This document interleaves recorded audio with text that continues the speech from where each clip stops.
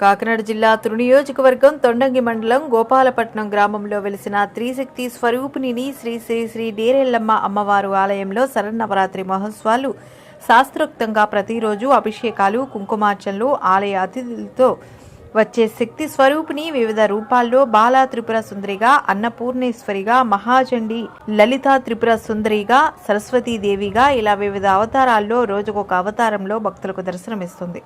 సోమవారం నోరెల్లమ్మ అమ్మవారు అన్నపూర్ణేశ్వరిగా భక్తులకు దర్శనమిచ్చారు.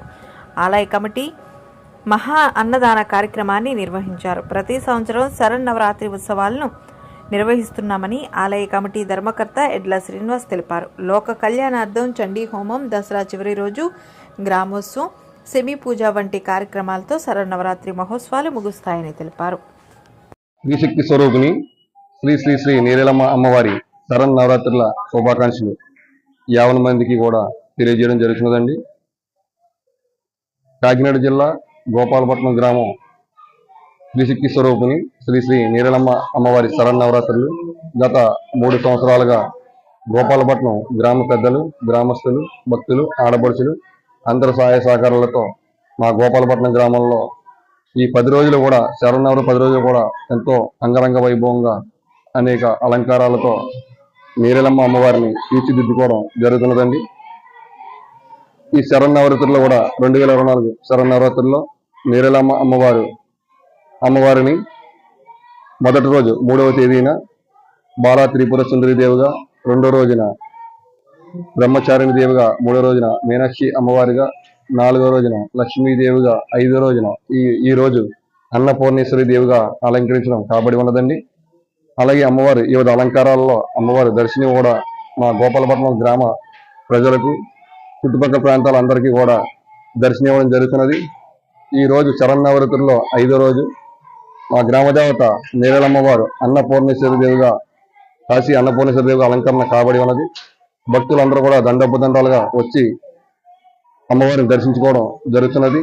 ఈ రోజు అమ్మవారి జన్మ నక్షత్రం అనురాధ నక్షత్రం రోజున ఉదయం నుండి కూడా పంచామృతాలతో అభిషేక కార్యక్రమం కూడా చేయడం జరిగి ఉన్నదండి.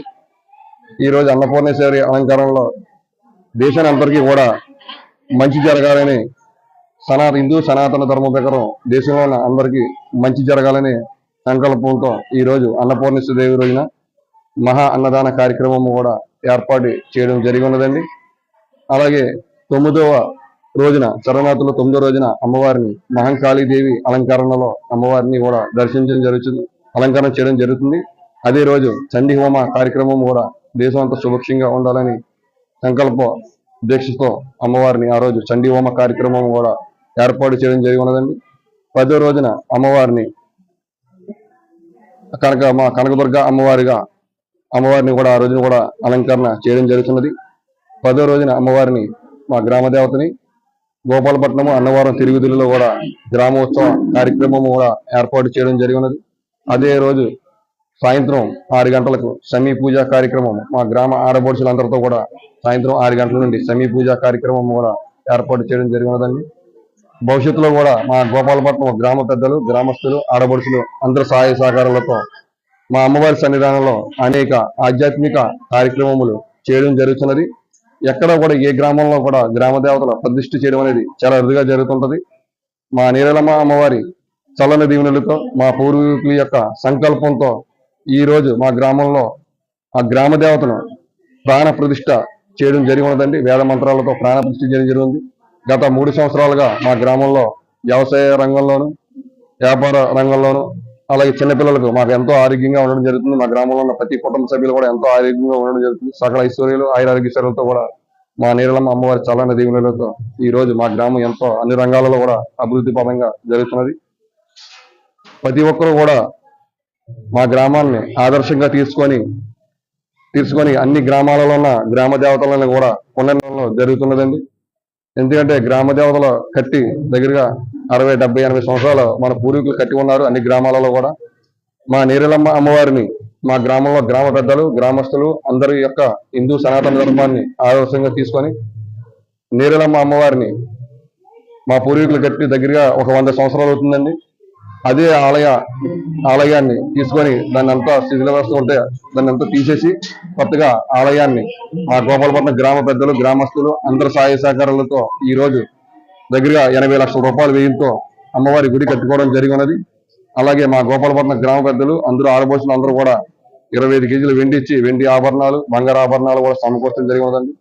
ఇలాగే అన్ని గ్రామాలలో కూడా అన్ని గ్రామ దేవతలని కూడా ఆలయాలను పునర్నిర్మాణించి ఈ కలియుగంలో అమ్మవారి గ్రామ దేవతలకి ఎక్కువ శక్తి ఉందనేది అందరికీ కూడా తెలిసిందే. కాబట్టి ప్రతి గ్రామంలో కూడా అన్ని గ్రామ దేవతలను కూడా మనం అందరం కూడా తూచి తప్పకుండా ఉదయం సాయంత్రం సమయాలలో మనం దర్శనం చేసుకున్నట్లయితే ప్రతి కుటుంబానికి కూడా అమ్మ చల్లని ఆశీర్వాదం అందరికీ కూడా దక్కుతుందని కోరుకుంటున్నాము. పంచభూతాలను నిర్దేశించేది గ్రామ దేవతలే కాబట్టి ఆ శక్తి స్వరూపిణి అయినటువంటి గ్రామ దేవతల్ని మనం ఎంతో ప్రేమగా భక్తిగా ఆరాధించినట్లయితే ఆ కుటుంబానికి అన్ని రకాలుగా ఆయురారోగ్య ఐశ్వర్యాలు కూడా తప్ప సిద్ధిస్తాయండి. ఊరికి కానీ భర్తకు కానీ దేనికి కూడా లోటు ఉండకుండా ఉంటుందని మా గ్రామంలో ఉన్న అమ్మవారే మాకు నిదర్శనంగా తెలియజేయడం జరుగుతుంది. ఈ రోజు అన్నదాన కార్యక్రమం నిమిత్తము మా గ్రామంలోనే కాకుండా చుట్టుపక్కల గ్రామంలో ఉన్న వారందరూ కూడా తండోపతండాలకు వచ్చి మా అమ్మవారి ప్రసాద కార్యక్రమం తీసుకొని అమ్మవారి చల్లని దీవెనలతో అందరూ కూడా ఆయురారోగ్య ఐశ్వర్యాలతో అందరూ కూడా తులగాలని మనస్ఫూర్తి కోరుకుంటున్నాము. ఇంత గొప్పగా చేస్తున్నామంటే మా గ్రామంలో ఉన్న గ్రామ పెద్దలు గ్రామస్తులు ఆడపడుచులు యువత భక్తులు సహాయ సహకారాలతోనే మా అమ్మవారి సన్నిధానంలో అనేక ఆధ్యాత్మిక కార్యక్రమాలు చేయగలుగుతున్నాము. జై నీరలమ్మ తల్లి, జై జై నీరలమ్మ తల్లి.